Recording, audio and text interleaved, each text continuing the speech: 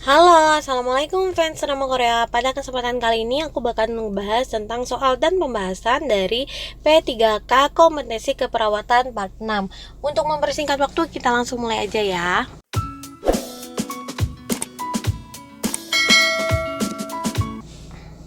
Pertanyaan nomor 16, perawat yang telah lama bekerja pada fasilitas perawatan kronis merencanakan tugas keperawatan untuk klien di unit perawatan. Perawat harus merawat 4 klien dan mempunyai seorang perawat vokasional berlisensi serta 3 asisten perawat yang tidak berlisensi di tim keperawatannya. Klien manakah yang paling tepat untuk perawatan vokasional berlisensi? A. Klien yang membutuhkan mandi tempat tidur. B. Klien tua yang membutuhkan perubahan posisi secara berkala. C. Klien yang memerlukan pemeriksaan tanda vital per jam. D. Klien yang memerlukan irigasi abdomen dan penggantian pembalutan tiap 3 jam. E. Klien yang memerlukan oksigenasi. Jawabannya adalah yang D. Kenapa yang D? Jadi ketika kita memberikan tugas delegasi keperawatan, perawat itu perlu memperhatikan tingkat keterampilan dan pendidikan stafnya, memberikan mandi di tempat tidur, memindahkan posisi, serta pengukuran tanda-tanda vital dapat dilakukan oleh asisten perawat yang belum terlisensi. Sedangkan perawat profesional yang berlisensi dan terlatih itu bisa melakukan perawatan irigasi luka dan penggantian balutan. Perawatan ini sangat tepat untuk klien yang memerlukan tindakan tersebut. Jadi jawabannya yang D ya. Pertanyaan selanjutnya, perawat berencana untuk memberikan tindakan pencegahan kejang pada klien yang sedang dirawat di UGD. Manakah langkah-langkah yang harus dicantumkan perawat pada perencanaannya untuk memastikan keamanan klien? A. Menempatkan tempat tidur dalam posisi yang tinggi. B. Meletakkan spatula lidah di tempat tidur bagian atas. C. Meletakkan oksigen dan peralatan suction di samping tempat tidur. D. Meletakkan air minum di dekat klien. E. Melepaskan akses intravena dan selang infus. Ini jawabannya adalah yang C. Karena tindakan pencegahan kejang itu kan dapat bervariasi, tapi pada umumnya yang memiliki keamanan itu alat bantu nafas, oksigen, dan alat suction itu tetap tersedia di samping tempat tidur klien. Terus pagar di samping tempat tidur juga diberikan lapisan yang empuk, dan tempat tidur tuh tetap di posisi yang terendah. Klien tuh harus terpasang input di tempat yang mudah diakses. Jadi jika kita mau masukin obat anti konvulsannya itu jadi gampang dikasihinnya. Kemudian penggunaan spatula lidah juga sangat kontroversial sebenarnya, dan tidak boleh diletakkan di tempat tidur karena menekan lidah dengan spatula saat terjadi kejang itu sering justru mencederai klien yang menggigit gitu selama kejang. Jadi resikonya tuh meliputi menghalangi jalan nafas jika penempatannya tidak tepat. Gigi kliennya biasanya pecah, dan resiko berikutnya biasanya ada aspirasi fragmen gigi. Jadi jika klien memiliki aura sebelum kejang, hal ini memungkinkan si perawat memiliki cukup waktu untuk mendapatkan oropharyngeal tube sebelum kejang terjadi. Jadi jawabannya yang C. Pertanyaan selanjutnya ya. Seorang klien dapat didiagnosa anoreksia nervisa, sedang mengalami kelaparan, berada pada sebuah kamar perawatan dengan 2 tempat tidur. Seorang klien baru masuk untuk dijadikan teman sekamar klien tersebut. Klien manakah yang paling sesuai untuk dijadikan teman sekamar klien dengan anoreksia nervosa?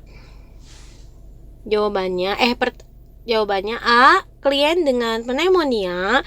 B. Klien yang menjalani tes diagnosis. C. Klien yang cenderung mengatur orang lain. Ini yang D-nya ke bawah ya. D. Klien yang dapat bermanfaat untuk membantu klien anoreksia saat makan. E.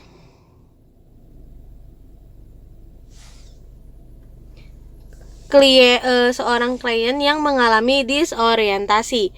Jawabannya adalah yang mana?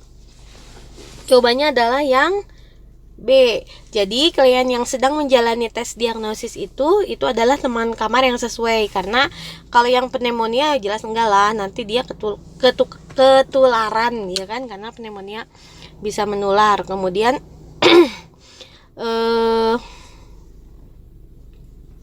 klien dengan anoreksia ini cenderung mengalami komplikasi hematologi seperti leukopenia. Jadi memiliki teman sekamar dengan pneumonia itu akan menambah resiko infeksi. Nah, sedangkan klien dengan anoreksia nervosa itu tidak seharusnya ditempatkan pada situasi di mana ia bisa fokus pada kebutuhan nutrisi klien lain atau diatur oleh orang lain, karena hal ini menyebabkan pengalihan atau penekanan kelaparan personal. Jadi jawabannya yang B ya, yang klien yang menjalani tes diagnosis, karena dia tidak menyebabkan resiko apapun kepada si pasien anoreksia nervosa ini. Kita masuk pertanyaan selanjutnya ya.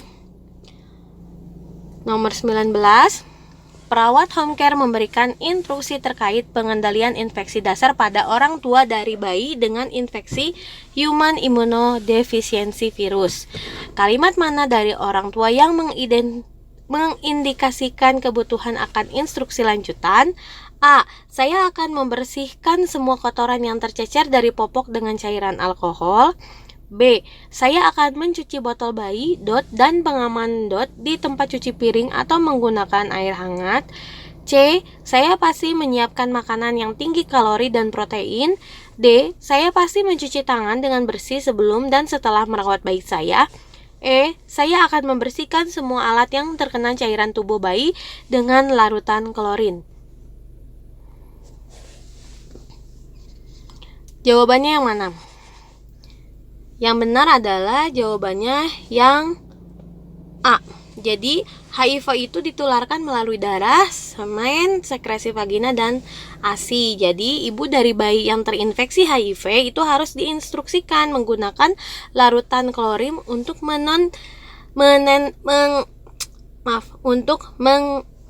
desinfeksi benda-benda yang terkontaminasi atau membersihkan ceceran dari popok bayi. Jadi alkohol itu tidak akan efektif untuk mematikan virus. Jadi pilihan B, C, D, dan E adalah instruksi yang akurat sebenarnya yang terkait dengan pengendalian infeksi dasar. Sedangkan ini yang ditanya adalah yang mengindikasikan kebutuhan akan instruksi lanjutan. Berarti kan yang harus kita kasih instruksi lanjutan karena tanggapan pasiennya itu sebenarnya kurang tepat. Jadi jawabannya adalah yang A. Kemudian maksud pertanyaan selanjutnya ya. Nomor 20. Perawat melakukan perawatan klien perempuan yang masuk unit kesehatan mental karena anoreksia nervosa. Perawat masuk ruangan klien dan menemukan bahwa klien sedang melakukan push up dengan keras. Tindakan keperawatan apa yang paling tepat dilakukan? A. Menyela klien dan menimbang klien segera. B. Menyela klien dan menawarkan untuk membawanya berjalan-jalan. C. Membiarkan klien menyelesaikan program latihannya. D. Ke taman pada klien bahwa ia tidak diperbolehkan untuk berolahraga dengan keras.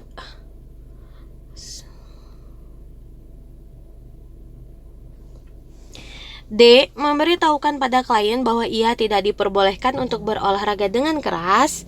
E. Ini tuh maksudnya yang E ya, sorry. E. Menanyakan apa yang dilakukan dan tujuan dilakukan latihan. Pertanyaan nomor 20. Jawabannya adalah yang B. Kenapa? Karena klien dengan anoreksia nervosa itu biasanya melakukan latihan yang keras dan memaksakan diri mereka sendiri itu melebihi batas normal untuk menghilangkan kalori. Nah, perawat harus memberikan latihan yang sesuai dan menetapkan batasan-batasan aktivitas fisik latihannya. Jadi, pilihan jawaban benar itu ya menghentikan perilaku membahayakan, juga menyediakan aktivitas yang aman untuk mengurangi ansietas. Nah, melakukan penimbangan dengan segera meningkatkan perhatian klien pada berat badan, membiarkan klien menyelesaikan latihannya yang sangat berbahaya bagi klien, dan menyatakan pada klien bahwa ia tidak dianjurkan untuk menyelesaikan latihan akan meningkatkan ansietas klien. Jadi jawabannya adalah yang B. Cukup sekian untuk pertemuan kita kali ini. Terima kasih sudah menonton video ini dan jangan lupa klik subscribe-nya ya. Semoga teman-teman diterima di tahun ini dan jangan lupa untuk tetap berdoa dan berusaha. Terima kasih. Assalamualaikum.